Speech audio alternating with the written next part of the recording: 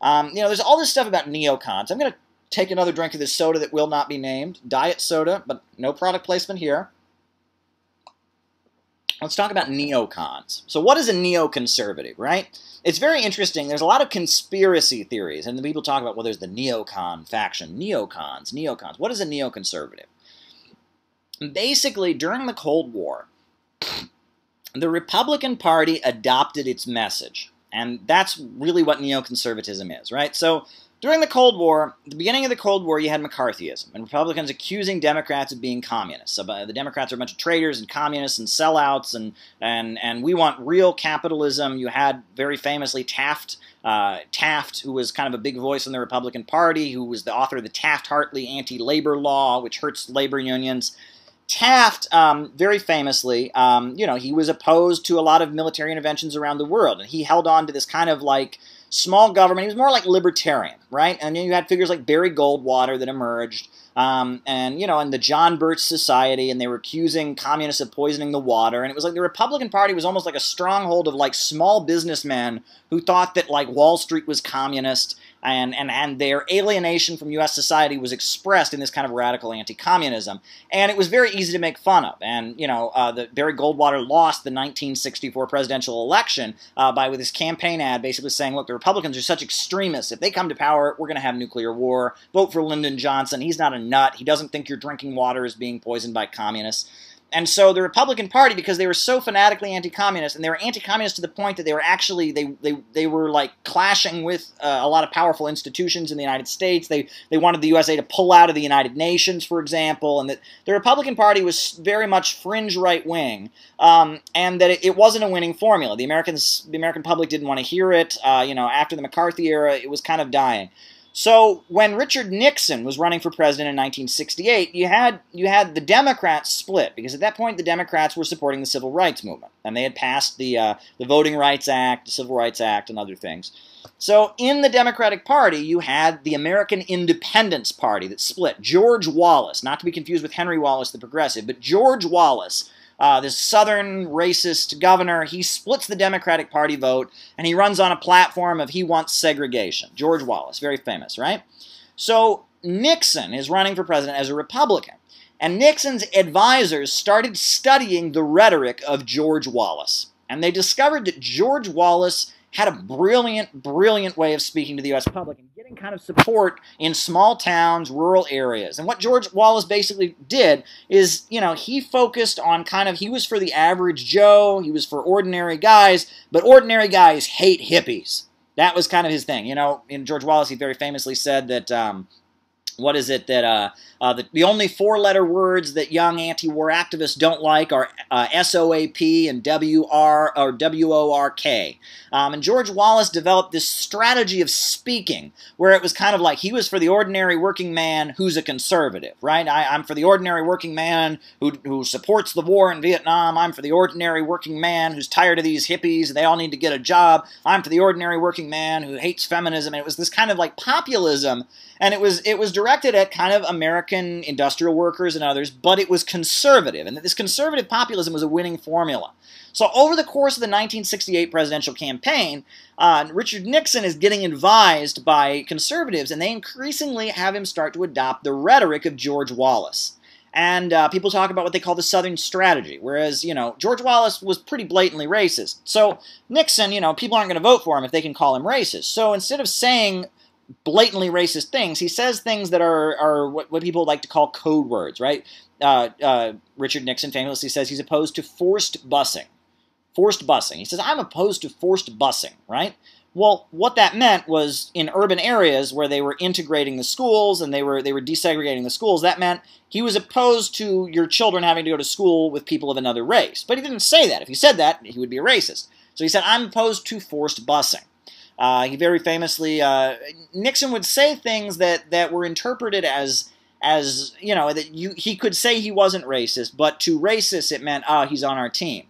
And that was kind of the strategy. And then the other thing was he would accuse it was kind of like Nixon, very famously, he was somewhat of an economic populist. It was like not focusing on economic issues was the main overall thrust, right? Being a conservative is not about, being a radical free marketeer. It's about supporting wars and military interventions and hating the communists, about being loyal to the country and being culturally conservative, right? And that was kind of the neocon formulation. And then you have Dr.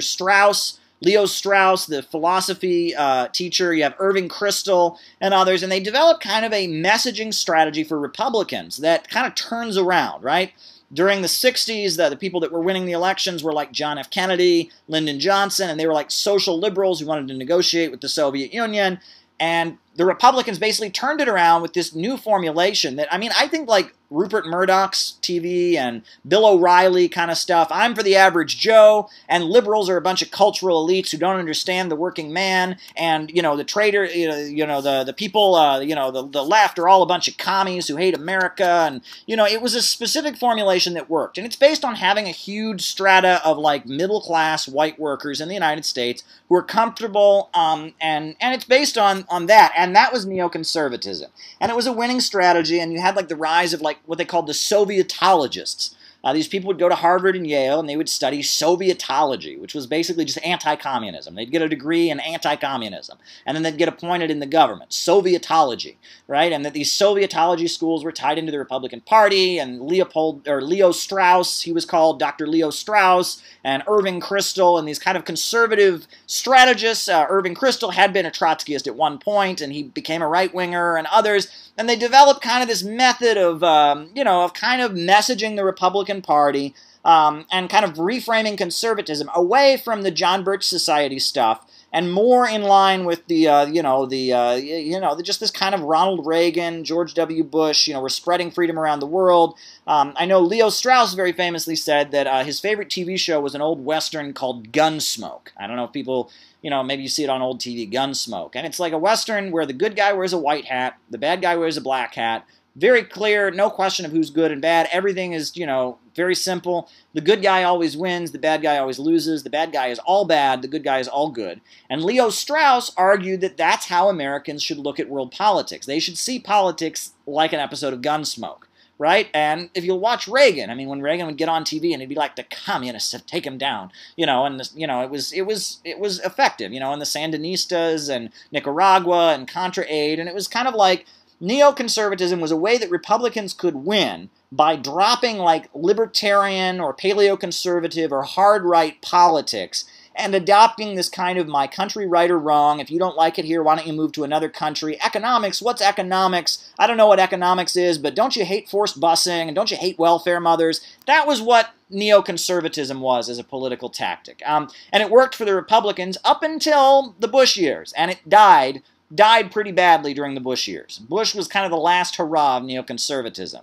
Trump is not a neoconservative at all. It's completely different. It's actually it's got elements of that whole of that old paleoconservatism. It's got elements of kind of populism. The Trump administration is new for the Republican Party, and the Trump Republicans don't like what they call the neocon Republicans. And the neocon Republicans are people like Marco Rubio that are sticking to this, this kind of, simple messaging, avoiding economics, avoiding any real, avoiding any like conservative principles, focusing on just hating enemies of the United States. The neoconservative messaging strategy just doesn't work. Your average rank-and-file Republican in the aftermath of the fall of the 2008 financial crisis and the continuing fallout, at this point, your average rank-and-file Republican just doesn't think like a neocon does. I remember during the debates, folks, I'll tell you this. I hate to get personal, but people like it when you tell stories. I remember, during the debates, Jeb Bush was debating Trump. And Jeb Bush very famously, he was debating Donald Trump, and Trump turns to Jeb Bush and says, Jeb, your brother, he lied us into a war. There were no weapons of mass destruction. And Donald Trump eventually, this was in a Republican debate. He won and he's now the president of the United States. A Republican president says what I was telling my classmates back in Ohio in 2002, 2003, and everyone thought I was crazy. right? And now all these Republicans are telling me I was a traitor for not supporting the war, that Saddam Hussein was a member of Al-Qaeda in 9/11, and we should all be, now the Republican candidate, the one that all the Republicans voted for, basically agrees with what Michael Moore was saying in 2002, 2003. That's big, and that's a shift, and that shows the Republican Party has changed. The Republican Party is no longer the party of my country, right or wrong. If you don't like it here, why don't you move to some other place? Now Republicans are talking about the deep state, and they're talking about, international corporations, and, and the Republicans have moved into the kind of politics, a lot of this Barry Goldwater kind of stuff, but also some other hard right kind of stuff, that the Republican Party has shifted, and that neoconservatism just doesn't work anymore. Neoconservatism is based on, this kind of don't fix it if it ain't broke. This is the greatest country in the world. Shut your mouth if you've got a problem.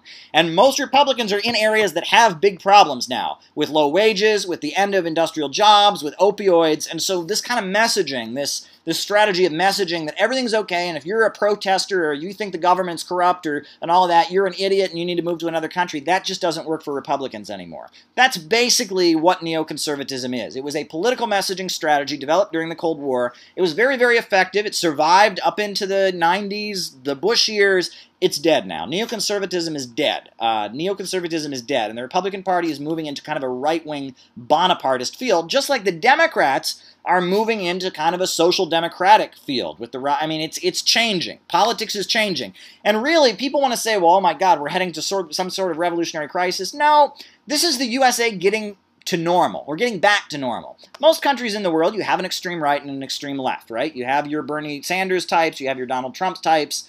That's just normal politics in most of the world. But U.S. politics from the end of the Second World War up until the Bush years was defined by having such a huge middle class and having so many people that were so comfortable, and it was based on having such a huge middle class that politics did not have to get extreme, that people didn't think about political ideas with any depth. There was no ideology whatsoever. People voted for the candidate who had the cutest dog or made the funniest joke they would like to have a beer with, and most people were just completely depoliticized. Well, now Americans are getting more politicized than they've ever been in my lifetime. People across America, they are getting interested in politics because there are issues that they really, really care about. Now, they're not all becoming left. A lot are becoming right, But, Americans are being forced to become political by the unique historical circumstances that we're living under here in 2018. And people say, oh, everything's great, the economy's booming. Well, unemployment is down, but the situation, the low-wage service sector jobs, look at these sweatshops Jeff Bezos is running.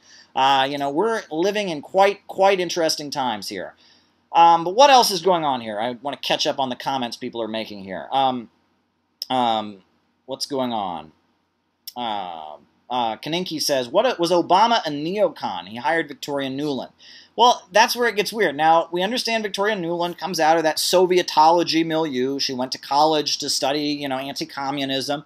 And that a lot of the forces that kind of became prominent voices in U.S. politics, especially in Eastern Europe, right? And Victoria Nuland, let's remember that she was in Ukraine. I mean, that was her role, is that she was, and people that specialized in Eastern Europe, they were coming up in the 80s, they were studying Russia, they were studying Eastern European economies, and they were Sovietologists, and they were tied in with the neocons. And the Democrats appointed them, and the Republicans appointed them, and that's more the field that they were working in. If you were going to be appointed into the U.S. diplomatic corps in the 90s, that meant you had gone to school in the 80s, and you'd been around Leo Strauss, and you'd been around Irving Kristol, and you had studied that kind of thinking. The Sovietology, neoconservative kind of school of messaging that we're against the communists, and it's kind of all about opposing the left and not really focusing on economics and just this kind of my country, right or wrong, kind of the things you read in the Wall Street Journal by their Latin America columnist McGrady or whatever her name is. It's just this kind of silly, fanatical anti-communism.